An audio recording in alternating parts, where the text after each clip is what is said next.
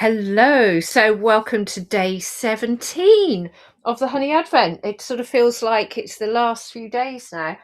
Now, today I'm going to try two honeys because they are very, very similar. They're from the same island. They're both from Rapa Nui or Easter Island, which is obviously a very famous place that Greg and I went and visited in 2023.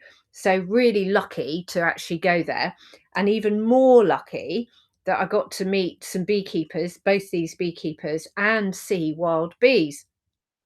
So, I'm going to start with this one, which is Merry Moai. And I think I shared the picture of this beekeeper on a post earlier. So this is Nune and her husband, and they keep bees. And there's one main settlement or one town area on Rapa Nui, and that's where most people live. And it's got quite a sad history because many years ago, at the beginning of the 1900s, the Chilean government gave permission for a Scottish company called the Rapa Nui Exploitation Company. They were able to rear sheep on the island. And that's actually when a lot of the moai and the walls and the stands, the moai, which are the big heads, were actually standing on these plinths of stones that had been there hundreds, possibly longer years, thousands of years. And the exploitation company removed the stones to make stone walls to partition up the island for the sheep. And what they did was they then, instead of fencing in the sheep, they fenced in the people. And the original people that had gone down in numbers, down to the original people went down to less than 100 at one point. They were all fenced into this main town, Hangaroa, which is where we stayed, and it's near the airport and things. So both Nune and the other beekeeper Diana are indigenous. They are real Rapa Nui people. And Diana, who I will talk about later, I managed to find her on Instagram and before we went out there. So we'd been WhatsApping and chatting. But Nune, we actually met at Apamondia in Chile. And she invited us to come and have a look at her bees, but also she said she would show me where the wild bees were, which was the whole reason that we went to Apamondia in Chile, because I'd heard there were wild bees on Rapa Nui, and I've always wanted to go to Easter Island. Oops, and particularly go to Rapa Nui and see the bees. So that's why we went. So Nune met us when we were there and took us as a guide. She is a guide, and to go and see a lot of the historical sites, you have to be escorted by a guide on Rapa Nui. You can't just wander around freely. And there's these lava tunnels where these lava tubes where indigenous people had hidden during times when the Peruvians would come and take local people and use them as slaves. The British came and took people as slaves. So you'd have small communities who would actually live in these lava tubes. And we went down into this lava tube. And what I loved was there was a group of trees, really high trees, and they were avocado trees, and they were sown as seeds in 1900. And they had these avocados that had grown into fully grown trees. Now, I knew that avocados grew on trees. I knew that there would be blossom because I've had avocado honey, but I'd never seen the blossom of avocados. And as we talked about in a previous tasting, when you actually get to smell the blossom, it really helps you connect with the honey. And what was incredible was when we went there, so that was September or end of August or early September 2023.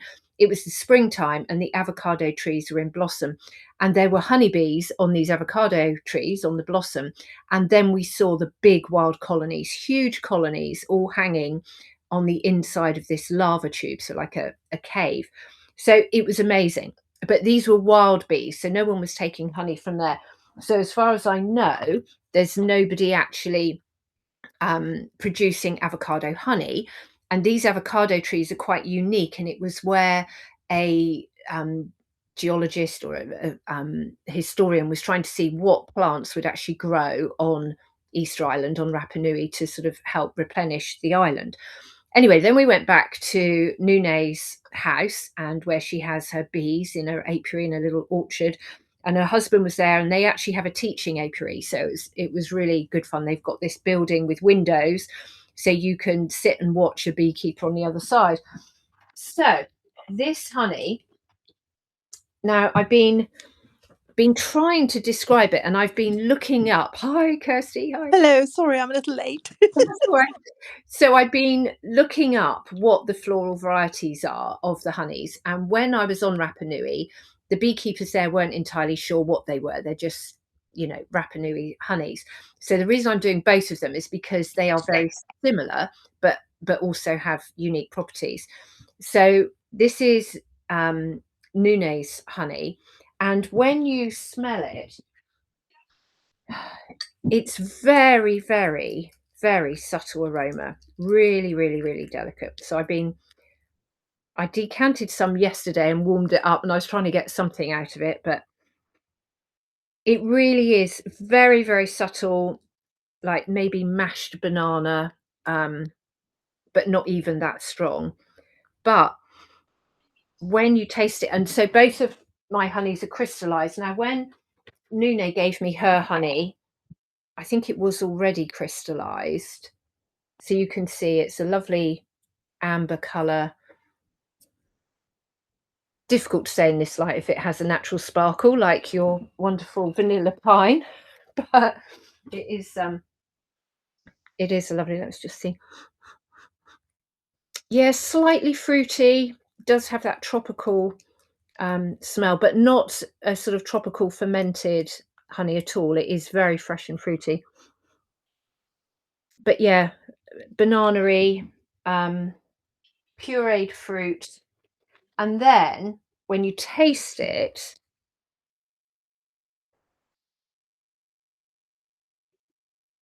mm, it is baby food. It's that sort of mashed banana with apple, pear, very, very fruity, really sweet, um, really delicious. Slightly small crystals that do dissolve. So you don't get the gritty soundiness. It's just very light crystals and such a juicy honey. Your mouth just waters. There's no sourness. It's just sweet. Really is fruity. Really, really tropical fruit. So for today, I was looking up about Rapa Nui honeys to see if anybody had done any kind of analysis of their honeys or even sort of found out what they are. And the only thing I could find was a list of tropical fruits that the bees forage from.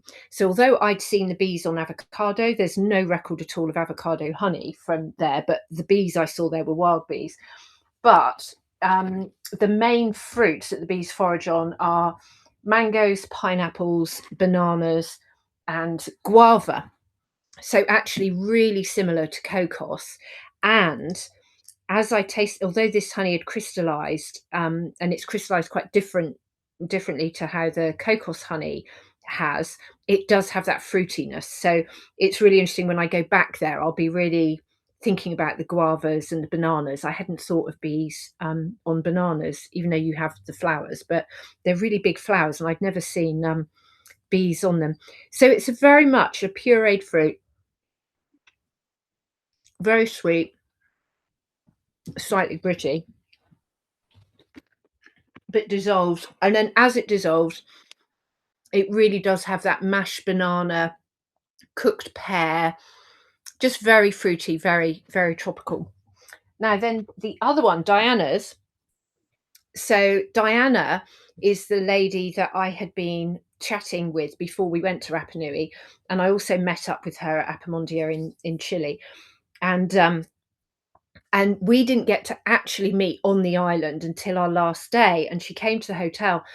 And what was amazing was I'd got used to, I suppose I wasn't really openly a spiritual beekeeper when I was there. And, we all forget what side other people see of you. And I suppose my on the one hand, I thought everyone knew I was a spiritual beekeeper, but I wasn't actually talking about it or talking spiritually about bees, other than in my talks. And so then I met up with Diana, and I just knew I had to meet up with her. But we'd had very matter of fact communication, and I'd met her a couple of times on at Apamondia, and it was very much a case of we'll see each other on Rapa Nui. That's when we'll really get together. But then we only got together literally the morning of our flight.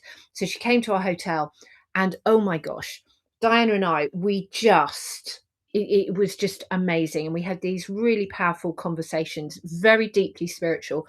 And she was sharing me about the history of her people on the island. And we, in particular, we talked about how nature, and particularly when you look at herbs, how the plants grow in the area to heal whatever the conditions are. And while we were on Rapa Nui, we'd gone on quite a few tours, and we really learnt about the history of the islands, which is horrific, absolutely horrific how the people were treated. An awful lot of torture, awful lot of slavery. They were, penned into this island by the Scottish exploitation company. Really, really awful and very misunderstood. And we're told from the West that the Moai, the heads, are probably 800 years old, if that. And you see these heads everywhere. There's like 900 of them around the island. And then there's a handful that have been taken, and they're dotted around the world. So we've got two in England, in the British Museum, and then there's some as a couple in Santiago, and they're dotted about. And the thing is, when you see these heads, and then you talk to the locals, and then you hear the history, they really are a lot older. And there's these tablets that the local people know about, where there are carvings, ancient carvings, and it's one of the oldest records of writing in the world. I mean, really, really ancient, and nobody has been able to translate it. Nobody's been able to figure out what it says. And so they have these discs, or these plates, and they copy them. So you can buy them, these little plaques, showing the marks. And it's a bit like hieroglyphics, but not. It is very, very unique. And on the backs of these moai, there were carvings and patterns. And ironically, the one with the clearest patterns is in the British Museum.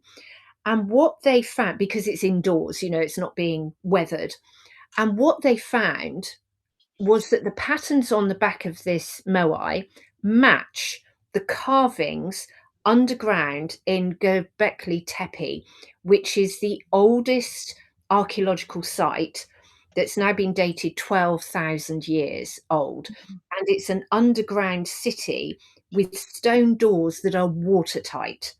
So 12,000 years ago, ancient peoples had built a city underground with these big stone doors, just like sort of Indiana Jones style, that would literally roll across and it would be watertight. And the carvings there match the carvings on the moai. So somehow there is a connection between Rapa Nui and Turkey, but going back millennia. And then when you start looking into ancient archaeology, you see that Rapa Nui was part of a landmass in the Pacific Ocean that actually went towards Bali. And you have this amazing triangle that then went, it was Rapa Nui, Bali area, Indonesia, and then to Turkey, and then back again. So it's an incredibly powerful place. And the other big shock for us, going from Chile, where it's very much Spanish, and Rapa Nui it's owned by Chile, so you're expecting it to be Chilean, and it isn't. It's Polynesian. It's like going to Hawaii, where Greg and I got married, so we're familiar with Hawaii, and I'd been to Hawaii before. So there's very much a Polynesian culture, and the indigenous people are connected to the Polynesians. So it's a really, really fascinating country, and I very much got the feeling that the history is a spoken, remembered history amongst the local people and not shared widely. And that's why I really want to go back, because, like all these things, it takes time to build relationships and gain trust. So Diana and I really connected on the last morning. And what she was sharing with me was that when she grew up, her grandmother used to feed her from the garden. And the grandmother used to grow herbs, grow plants. And whenever they had anything go wrong with them, the grandmother would have a medicine from the garden. And the land gets passed through with families, but for some reason, Diana didn't get her grandmother's land. But when Diana had a child, she wanted to live somewhere where she could grow her own food. And somehow she got this patch of land with a little house. And the land was barren. And that's all we hear about Rapa Nui, is that it's just this rock with all these heads, and that the old people, the original people, had been somehow stupid and cut down all the trees to build all these heads. And so they had nothing growing there. But actually, there's quite a lot of forest. There's a lot of eucalyptus. And then there's the avocado. And then in the main settlement, you've got palm trees, you've got fruit trees, you've got all kinds of things growing. And she was telling me that, remembering her grandmother, when she became a mum, she really deeply connected with her grandmother, and she asked the land to provide for her new family. And what happened was the land came alive, and she was then able to grow food to feed her family. And then whenever her child was sick, her son, she would again ask the land. She would just say, "I need the medicine." She'd notice something. Something would come into her awareness. She'd look it up and then find that the ancient herbal remedy was this plant for whatever ailment her child had. And so there was this magic of her connecting with her land, and the land was nourishing her.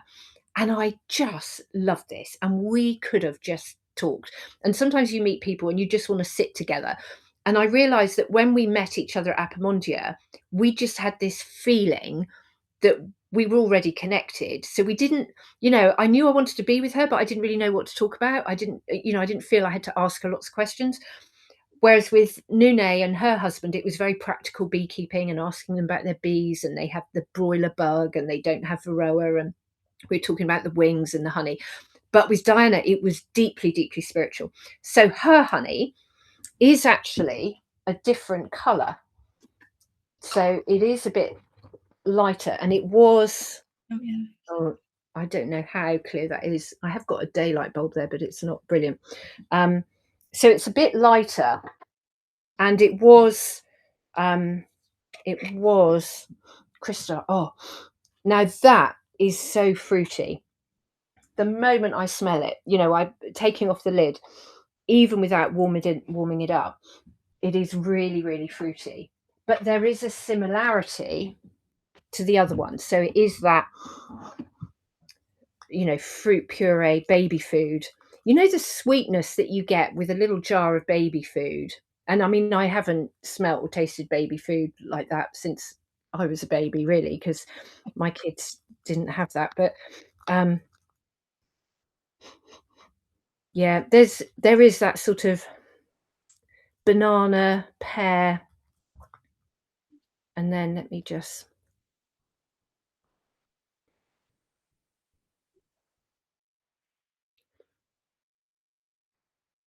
And this one, it's similar but different.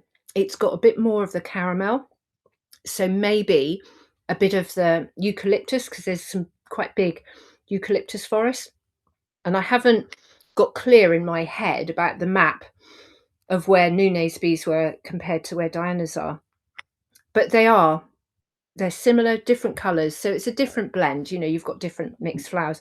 But it would be so nice to get these properly analysed, send samples off and find out what pollen is in there. Um, and this one is smoother.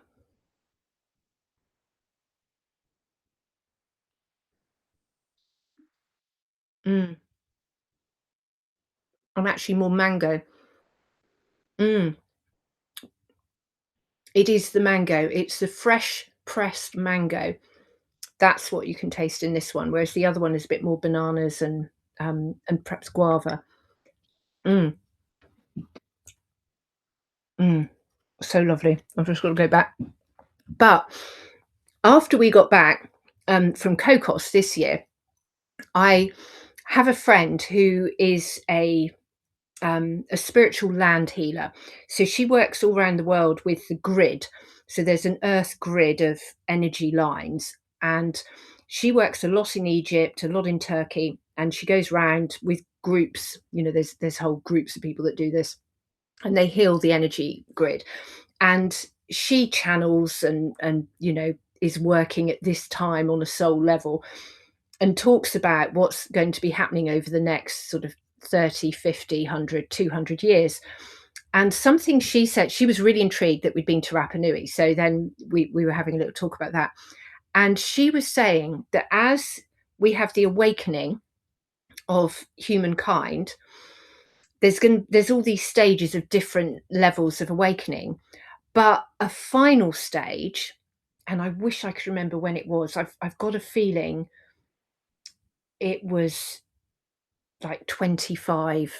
Yeah, so where are we? We're 2025 now. So maybe 25 years time. So 2050. But Rapa Nui is on a node of the Earth grid. And what she described, and we really felt when we were on the island that it was tragic that the Moai weren't all together. I mean, you've got 900 heads there. So, in a practical level, you think they've got enough. And, people had visited over hundreds of years and taken back a head. And there was a head that was sent to Japan, and they returned it. So that's gone back to almost where it was. And, there's all these stories of the different heads where they've gone. But the two in Britain, and the one, the main one that you can see in the British Museum, it just feels that it shouldn't be there. It needs to go back to Rapa Nui. And so when we got back, December 23, before we went to Cocos, we went to London to the British Museum to see the Moai. And that was all we went to the British Museum to do, was just to find this Moai and see it and look at all the engravings on the back, because we'd heard about them but hadn't seen them. And we stayed by this Moai for ages, and it was really emotional. And so many people from around the world were drawn to it. So, just from an observing point of view, you could stand back and look at all the people coming like a pilgrimage to see this Moai, and the emotion of people. But also, we got quite emotional, and we're just thinking, we've got to send it back. We've got to send it back. So then when I was talking to my friend who's the Earth Grid healer, she was like, yeah, they've all got to go back, because they are the plugs. And it is very much sort of Indiana Jones here, where Mhm. imagine that the last heads will go back, they'll just slot. And then you can imagine all these beams of light going all the way around the world, and it'll go click, click, click, click, click, and then the world is healed and we'll all be living in peace and harmony. So I learned that and was really, really excited about it.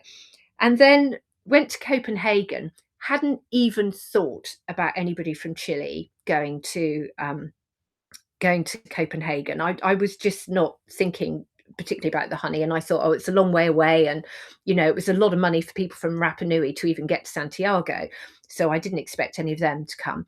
And then I found the chili stand that you found, Kirsty, and we're chatting to people, and of course they didn't speak any English, I didn't speak Spanish, so there wasn't a lot to say. And then I saw Rapa Nui honey. And I was like, is there somebody from Rapa Nui here? And so I wrote on a postcard the time I was doing a talk, and I just put Rapa Nui, and I drew a picture of the head, and I put my name in, and I was just like, please come. And after I did my talk, this girl came up to me, and she was from Rapa Nui. And they'd had a draw on the island for all the beekeepers, and she was the lucky winner that got Oh, a government sponsored ticket to go to Copenhagen. And Jodie, who's in this group, who is a beekeeper from New Zealand, there are like honey buddies. Her and her husband, they come and stay here, and we've done a few apimondias together. And so we were both chatting to her because we'd all been to Rapa Nui, and then she gave us both these little hand carved pendants, which was just so lovely.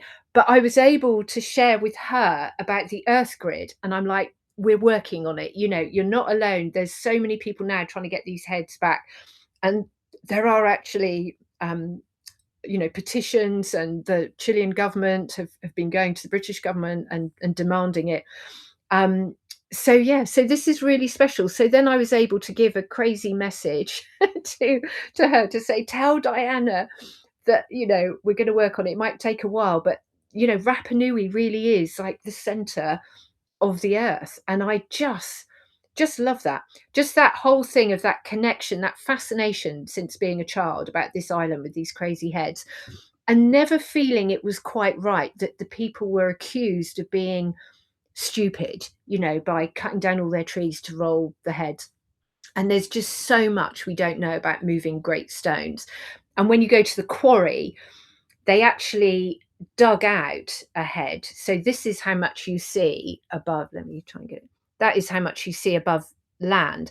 And there's quite a famous picture you can find where they dug down and it was literally that deep afterwards. And these are huge. I mean, when you're standing next to it, you're literally that high. You're tiny. And it goes down like that. They cut all stairs and you've got all these people all, standing there. So these are huge, huge, huge. So there's no way they're buried with 800 years worth of wind soil. This is thousands and thousands of years of being hidden. And then on the quarry where they're all being carved, it really is like somebody just said, 4 o'clock, down tools, we're going. Because you've got all these moai in different stages of being created. So it isn't like they'd been all made and then they died out or whatever. It really is, it's like there was a sudden stoppage. So absolutely fascinating place, and if ever you get a chance to go, and you'd have an amazing time, Kirsty, because you would be able to talk to everyone. Oh, it would be lovely. It would be lovely. It really would. Do we know when it broke off from the other continent? No, and this is something I find quite interesting, um, with people who are deeply connected with nature. To be deeply connected with nature, you have to be deeply present. And being present, time has a different concept. So, to give an example, in Oman, you've got some really ancient monuments there, but you ask anyone and they'll go, oh, it's about 100 years old. They just think, oh, it's about 100 years old because it's not now and it was not their grandparents' time. So it will be about 100 years old. And yet, some of those monuments we know are thousands of years old. And this is what you get there as well, is this, it's almost irrelevant because time is not in this linear thing that we all judge things on. Um, so yeah, so it is really fascinating. And again, you've got people that have been really suppressed by the whites, the big white man. And so you've got an element of trusting what the church had told them, what the white people had told them. And it's just like with all society, you have small groups that are waking up and going back to their ancestral knowledge and their natural knowledge and the stories their grandparents told them, which is changing things. So it's not like you go to Rapa Nui and all the original people are all saying, oh yeah, we came out of the sea thousands of years ago and we used to walk to Turkey. It's still controversial there because you've got people going, oh no, God created the earth in 6 days, and we're all Christians, and you've got that mixture even with that population. So yeah, and I've been trying to find out, and it's the same with Cocos, of trying to find out how old that island is, because we know it came out of the sea, but it was once a mountain. And if we had floods 12,000 years ago, which seems to be quite consistent, whether it was a biblical Mm. event or not, but there's a lot of records of floods 12,000 years ago. Well, then the water must have been a lot lower. And could you have walked to Cocos? Was that a mountain range? And now they've found this amazing landscape hundreds of meters deep on Antarctica. So, that was all lush forest and green. So, there's so much to be revealed Yes, and understood about our history. And I think all we can do is just watch and and just see. pick up these little pieces. Yeah. Going back to Rapa Nui people, When you were saying that people have said they were stupid, I had a little download, and the word what I got was they are the guardians. Yeah, and the other thing is that crop came into my mind. The mineral composition of the stones is somehow important, or whether it somehow conducts all these special beams or what. But that's significant. And I think that's why those structures were built, and that's why they could plug into the Yeah, Earth's grid, and why yeah, you need a certain number of them. yeah. Yeah, But they are the guardians, eh? Fancy that's that. amazing. Oh, that made me shiver. Yeah. Yeah, I wrote it down because I didn't want to forget it. I think I'm going to have to do one of my cosmic orders to help the stones get back at some point. You will, because I I think I need to word it correctly, so I have to give that some thought. yeah, and I'll ask my friend again about the timeline because she was telling me so many things about so much other stuff, and it didn't seem appropriate to have a notebook out, you know. But yeah, I will ask her again because she was quite clear about that.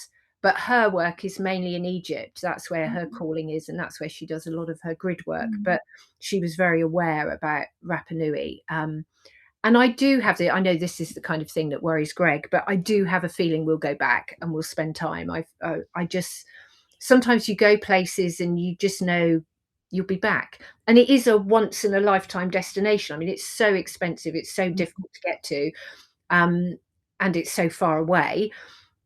You know, it's not somewhere you could really go en route to anywhere else. It's very much like Cocos. You've got to go to Santiago and then you've got to fly from there. And it was £1,000 each, you know, Oh, for a return oh, flight from there. And again, like Cocos, if there's bad weather, that's it. You know, you've lost your flight.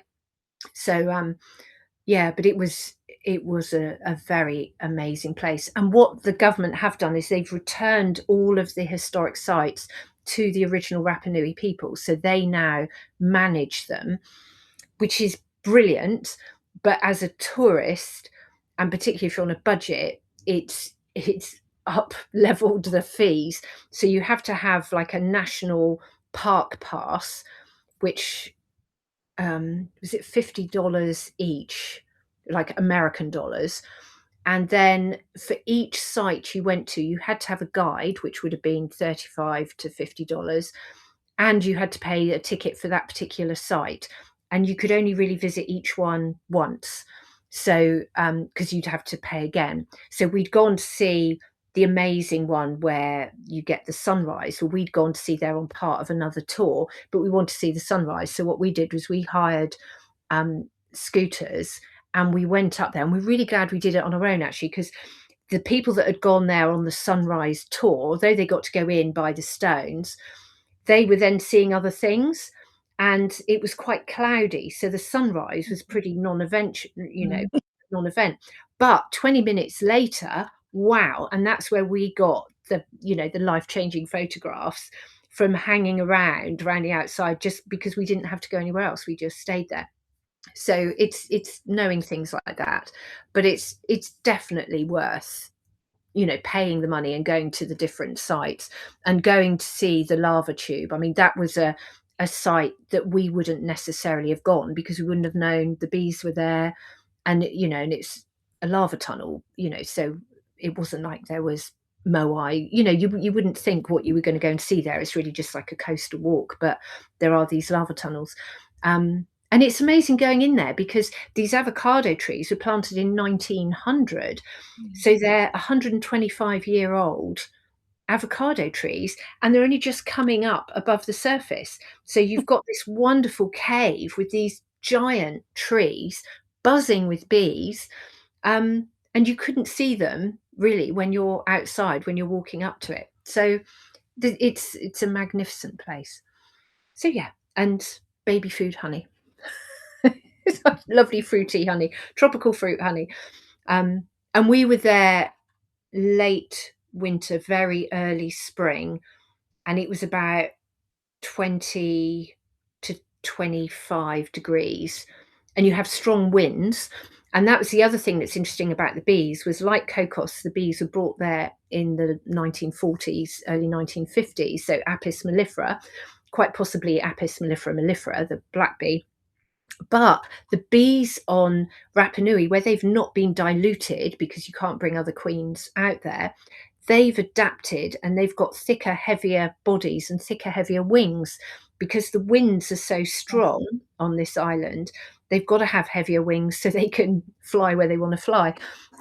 So that's really interesting as well. So you've now got a unique species that have evolved over the last 60, 70 years on this island. So, there's so much to learn about bees and obviously the honeys. So How yeah, adaptable they are. They're very adaptable, aren't they? yeah. Well, nature is, Yeah. when you look at invasive plants, Mm. if they want to survive, they've got to adapt. And yeah, the bees are the same. So yeah. Did you try any Rapa Nui honey, Kirsty? I did at Copenhagen. I was just looking at my book. I've got very sweet, fruity poached pears. Very, very. It was very sweet. That's what I kind of most remember. But yeah, but also fruity. A really lovely fruitiness. Yeah. Uh, I I was surprised, given that it is such a windswept island, that you didn't pick up much a sort of a saltiness. You'd almost expect the sea to have an impact on the flavour, but I didn't pick up on that at all. No. But Mm. maybe at different times of year, you get a slightly different effect on the honey.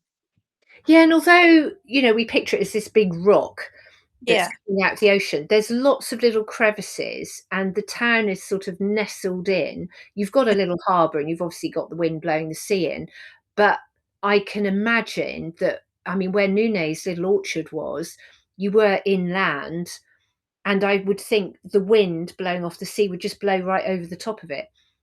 yeah. Nice little nestled Yeah. secret. It sounds like a little warren of secret spaces, actually. Lots of underground hidden spaces, which is really very unusual, very intriguing. It is. It is. It's fascinating and it's a lovely size. I mean, we were there for 5 days, 4 nights. A lot of people go there for 2 nights because it's expensive. You have 3 days, 2 nights, but I'm so glad we stretched it to the 5, but ideally a fortnight would have been amazing. But, um, but yeah, there was a lot to explore, and we did some amazing walks because you've got the head of the volcano that you can walk around. And again, there's a site that's built into the side, but you've got to pay. And we didn't have time, to go and actually do that one on a tour. But it's where the birdman, they had this birdman culture where the men would jump off the cliff, which is huge. I mean, you're really, really high up. They jump into the sea and then swim across to this tiny island where they would get these rare eggs, these birds' eggs. And now I think that bird's extinct, but they used to collect these eggs and then bring them back. And they would make wings, like birdman wings. So they dress up as birds and they jump off this cliff and swim. And so, whoever collected the most eggs or the first one to get to the other island would then be like the next king, or, it was like a real life or death challenge. And that's another sort of story about the islands. But that cliff is at the edge of the opening of a volcano, and you walk around the volcano and you look down, and it's just marsh, and you sort of think you would land and it would be soft and cushiony and moss, but it's actually probably a lake that's just covered in water, so you would just, disappear. But it was beautiful, absolutely beautiful, and huge. So you could imagine there'd be little caves or, villages on the inside of that, and you'd be so protected because it's this huge, great, volcano. So yeah, absolutely amazing, amazing place, and far greener and a lot more trees than I would have imagined. And beautiful. There weren't a lot of beaches, but on the East Coast, there were some sandy beaches that were, really stunning, really beautiful. But it's a lot bigger than you'd think. And I mean, on the moped, it used to take us about, was it 45 minutes or an hour to get from the main town to where the sunrise was, and you're like, and it was so cold. The winds were really strong and you would just get so cold. And we had gone because we travelled in August. We were sort of thinking summer, so we Yeah. didn't take winter clothes. And then I was thinking Rapa Nui, it's got palm trees. It's going to be a tropical island, but we'd gone there, late winter, so it was. Luckily, it was okay, but you could wear shorts with a fleece and a scarf and a hat and gloves, and walking boots and woolly socks. But it was, yeah, amazing, absolutely amazing place. Oh, what a good visit to have had. I know, I know. You cannot beat traveling. I think it just opens your eyes, and and meeting people, and yeah, and collecting amazing honeys. Mm, mm. Oh, fantastic. Oh, thank you for sharing. Well, thank you for joining me. Oh, thank you. Yeah.